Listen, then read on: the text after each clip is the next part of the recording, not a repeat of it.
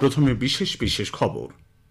2026-এর বিধানসভা নির্বাচনে রাজ্য থেকে তৃণমূল কংগ্রেসকে উৎখাত করার আহ্বান জানিয়েছেন বিজেপি নেতা কেন্দ্রীয় স্বরাষ্ট্রমন্ত্রী অমিত শাহ। নেতাজি ইন্ডোরের সভা থেকে রাজ্যের তৃণমূল কংগ্রেস সরকারের বিরুদ্ধে অনুপ্রবেশে মদত দেওয়ার অভিযোগ তুলেছেন তিনি।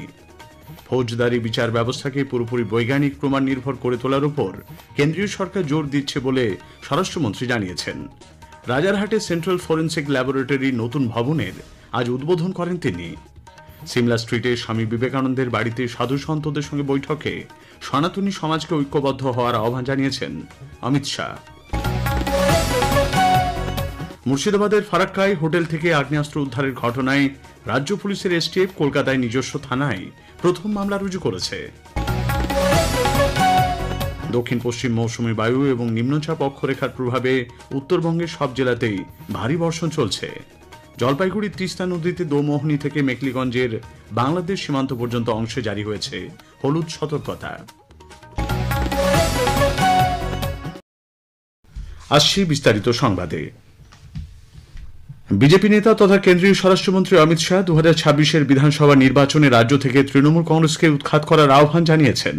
আজ কলকাতার নেতাজি ইন্ডোর স্টেডিয়ামে দলের পরিবর্তন সংকল্প সভায় যোগ দিয়ে ভাষণে শ্রী শাহ বলেন, তৃণমূল কংগ্রেসের আমলে এসএসসি দুর্নীতি, গরু পাচার কাণ্ড, লটারি কাণ্ড, কয়লা দুর্নীতি, 100 দিনের কাজে দুর্নীতি, আবাস, রেশন, মিড ডে মিল, পুরনিয়োগ, জিটিএ দুর্নীতি হয়েছে।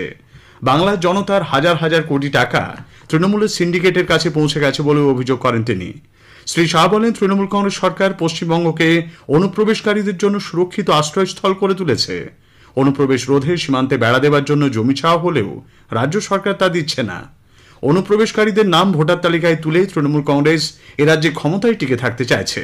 बंगाल का चुनाव देश की सुरक्षा के साथ जुड़ा हुआ चुनाव, क्योंकि ममता बनर्जी ने हमारे देश की सीमाओं को बांग्लादेशियों के लिए खुला कर दिया। इनके आशीर्वाद से घुसपैठ हो रही है। आप जानबूझकर बॉर्डर पर भूमि नहीं देते हो, क्योंकि घुसपैठ चलती रहे, आपकी वोट बैंक बढ़ती रहे। শ্রী শাহ অভিযোগ করেন যে পেহেলগাঁওতে সন্ত্রাসবাদী হামলায় নিরীহ পর্যটকদের মৃত্যুর বদলা নিতে নরেন্দ্র মোদী সরকার অপারেশন সিন্দুর করলেও রাজ্যের মুখ্যমন্ত্রী সিন্দুরের নামে আপত্তিজনক রাজনৈতিক মন্তব্য করেছেন। नरेंद्र मोदी सरकार आने के बाद गोली का जवाब गोले से देने की शुरुआत नरेंद्र मोदी ने। दीदी, इतना दर्द बंगाल का यात्री जब वहां मारे गए तब किया होता तो ठीक था। और मोदी जी ऑपरेशन सिंदूर कर यहाँ आए तो एक घटिया सा राजनीतिक बयान देकर आपने ऑपरेशन सिंदूर का विरोध नहीं किया। आपने इस देश की करोड़ों माताओं बहनों की भावनाओं के साथ खिलवाड़ किया है, खिलवाड़। রাজ্যে বিজেপি কর্মীদের উপর তৃণমূল কংগ্রেস নানাভাবেও নির্যাতন চালালেও দল ক্ষমতায় এলে এর উপযুক্ত বিচার হবে বলে অমিত শাহ আশ্বাস দিয়েছেন। সংশোধিত ওয়াকফ আইন নিয়েও তৃণমূল সরকারের সমালোচনা করেছেন কেন্দ্রীয় স্বরাষ্ট্রমন্ত্রী। তিনি বলেন, বেছে বেছে হিন্দু শরণার্থীদের নাম ভোটার তালিকা থেকে বাদ দেওয়ার জন্য নোটিশ পাঠানো হচ্ছে। যারা নোটিশ পাচ্ছেন তাদের সংশোধিত নাগরিকত্ব আইনের আওতায় আবেদন করার জন্য বলেছেন শ্রী শাহ। সন্দেশখালী এবং আরজিকরের ঘটনার কথা উল্লেখ করে তিনি রাজ্যের মহিলারা নিদারুণ পরিস্থিতির মধ্যে রয়েছেন বলেও মন্তব্য করেন। এদিনের সভা থেকে শ্রী শাহ দলের মণ্ডল সভাপতি এবং বুথ স্তরের কর্মীদের এলাকার প্রতিটি মানুষের বাড়ি বাড়ি গিয়ে নিবিড় জনসংযোগ গড়ে তোলার আহ্বান জানিয়েছেন। এদিনের সভায় বক্তব্য রাখেন বিজেপি রাজ্য সভাপতি তথা কেন্দ্রীয় প্রতিমন্ত্রী সুকান্ত মজুমদার, বিধানসভায় বিরোধী দল নেতা শুভেন্দু অধিকারী প্রমুখ। অনুষ্ঠান শেষে কেন্দ্রীয় স্বরাষ্ট্রমন্ত্রী সিমলা স্ট্রিটে স্বামী বিবেকানন্দের বাসভবনে গিয়ে শ্রদ্ধা নিবেদন করেন। সেখানে সাধু সন্তদের সঙ্গে বিশেষ বৈঠক করেন তিনি। বিভিন্ন ধর্মীয় প্রতিষ্ঠানের প্রায় 100 সাধু এই বৈঠকে যোগ দেন। বৈঠকে সনাতনী সমাজকে ঐক্যবদ্ধ হওয়ার আহ্বান জানিয়েছেন শ্রী শাহ। কেন্দ্রীয় সরকার ফৌজদারি বিচার ব্যবস্থাকে পুরোপুরি বৈজ্ঞানিক প্রমাণ নির্ভর করে তোলার উপর জোর দিচ্ছে। এর অঙ্গ হিসেবে ফরেন্সিক পরিকাঠামোগুলিকে ঢেলে সাজানোর উপর গুরুত্ব দেওয়া হচ্ছে বলে কেন্দ্রীয় স্বরাষ্ট্রমন্ত্রী অমিত শাহ জানিয়েছেন। भारत सरकार की ओर से हर जिले में एक फोरेंसिक मोबाइल वान के लिए हर राज्य को सहायता ऑफर की है। हमने दूरदर्शिता के साथ कानून 24 में आया, 20 में हम नेशनल फोरेंसिक साइंस यूनिवर्सिटी की स्थापना कर चुके थे। 26 परिसर करीब करीब हर बड़े राज्य में एक एनएफएसयू की कॉलेज हम बनाएंगे, जिससे ट्रेन मैन पावर मिले। রাজারহাটে আজ সেন্ট্রাল ফরেন্সিক সায়েন্স ল্যাবরেটরির নতুন ভবনের উদ্বোধন করেছেন তিনি। শ্রী শাহ বলেন, প্রায় 88 কোটি টাকা ব্যয়ে নির্মিত এই অত্যাধুনিক ফরেন্সিক পরীক্ষাগার শুধুমাত্র এ রাজ্যই নয়, ঝাড়খণ্ড, বিহার, ওড়িশা, সিকিম, অসম সহ সমগ্র উত্তর পূর্বের রাজ্যগুলিতে ফৌজদারি বিচার ব্যবস্থাকে উপকৃত করবে। শিলিগুড়ি থেকে আফগানিস্তানের নাগরিক 2 মহিলাকে গ্রেপ্তার করেছে পুলিশ। জানা গেছে, গতরাতে ওই দুজন মাটিগাড়ার একটি হোটেলে উঠলে হোটেল কর্তৃপক্ষ পরিচয়পত্র দেখতে চান। ভিসার মেয়াদ শেষ হয়ে যাওয়ায় তারা খবর দেন মাটিগাড়া থানায়। ধৃত সালার রেহনা এবং সালার সোনাকে আজ শিলিগুড়ি আদালতে তোলা হয়।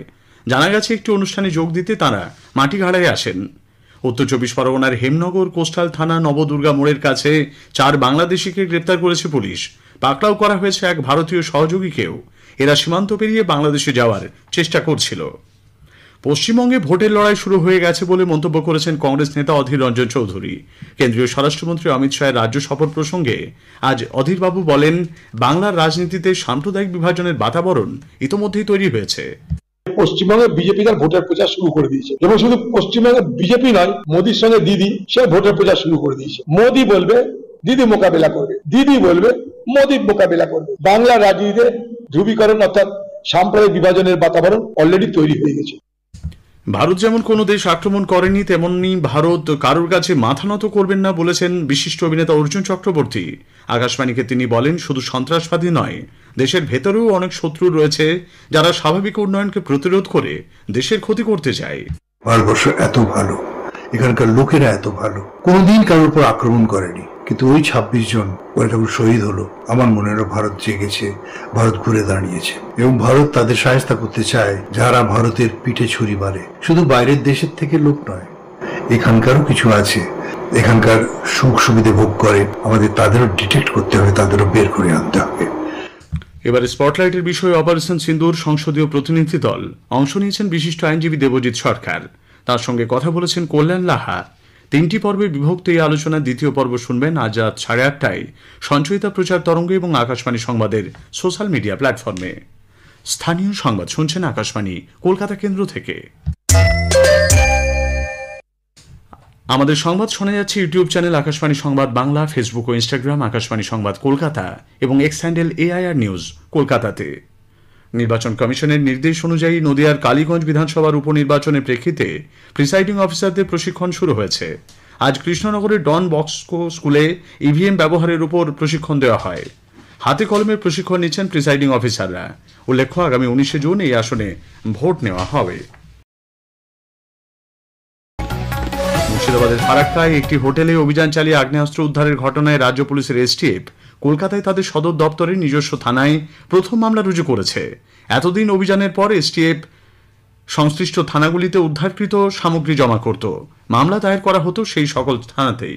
রাজ্যে এই প্রথম STF মামলা দায়ের করে অভিযুক্তকে নিজেদের হেফাজতে নিল। বোলপুরের আইসিকে ফোনে অশ্রাব্য ভাষায় হুমকি দেওয়ার অভিযোগে তৃণমূল নেতা অনুব্রত মণ্ডলকে পুলিশ তলব করলেও আজও হাজিরা দেননি অনুব্রত। বেলা 11টার সময় অনুব্রতকে SDPI অফিসে হাজিরা দিতে বলা হয়। নির্ধারিত সময়ের কিছু পরে তার আইনজীবী এবং অনুব্রত ঘনিষ্ঠ এক স্থানীয় নেতা SDPI অফিসে যান। অনুব্রত মণ্ডল শারীরিকভাবে অসুস্থ বলে তারা পুলিশের কাছে জানিয়েছেন, এমনটাই সূত্রের খবর। গতকালও অনুব্রত মণ্ডল পুলিশের তলবে হাজিরা এড়িয়ে যান। স্বাভাবিক সময়ের আগে উত্তরবঙ্গে বর্ষা এসেছে। সেই সঙ্গে একটি নিম্নচাপ অক্ষরেখা সক্রিয় থাকার কারণে আজ উত্তরের সব জেলাতেই বজ্রবিদ্যুৎ সহ ভারী বৃষ্টির পূর্বাভাস রয়েছে। দক্ষিণের জেলাগুলিতেও ঝোড়ো হাওয়া সহ বৃষ্টির সম্ভাবনা রয়েছে। পাহাড়ে ভারী বৃষ্টির কারণে জলপাইগুড়ি জেলার তিস্তা নদীতে দোমোহনী থেকে মেঘলিগঞ্জের বাংলাদেশ সীমান্ত পর্যন্ত হলুদ সতর্কতা জারি করেছে সেচ দপ্তর। আজ জামাই ষষ্ঠী। এটি বাঙালির একটি ঐতিহ্যবাহী সাংস্কৃতিক লৌকিক আচার। জ্যৈষ্ঠ মাসের শুক্লপক্ষের ষষ্ঠী তিথিতে বাঙালিরাই আচার পালন করেন। নদিয়ার নবদ্বীপের ধামেশ্বর মহাপ্রভু মন্দিরে মহাপ্রভু গৌরাঙ্গকে আজ জামাই রূপে পুজো করা হয়। বালক ও বালিকাদের রাজ্য বয়সভিত্তিক ভলিবল প্রতিযোগিতা গতকাল কলকাতায় শেষ হয়েছে। মিনি বিভাগে দশহারা ক্লাব বালক এবং সবুজ সংঘ বালিকাদের খেতাব জয় করে। শেষ করার আগে স্থানীয় সংবাদের বিশেষ কিছু অংশ আরও একবার। 2026-এর বিধানসভা নির্বাচনে রাজ্য থেকে তৃণমূল কংগ্রেসকে উৎখাত করার আহ্বান জানিয়েছেন বিজেপি নেতা কেন্দ্রীয় স্বরাষ্ট্রমন্ত্রী অমিত শাহ। ফৌজদারি বিচার ব্যবস্থাকে পুরোপুরি বৈজ্ঞানিক প্রমাণ নির্ভর করে তোলার উপর কেন্দ্রীয় সরকার জোর দিচ্ছে বলে স্বরাষ্ট্রমন্ত্রী জানিয়েছেন। দক্ষিণ পশ্চিম মৌসুমী বায়ু এবং নিম্নচাপ অক্ষরেখার প্রভাবে উত্তরবঙ্গের সব জেলাতেই ভারী বর্ষণ চলছে। স্থানীয় সংবাদ শেষ হলো, এরপর খেলার খবর 8টা বেজে 10 মিনিটে।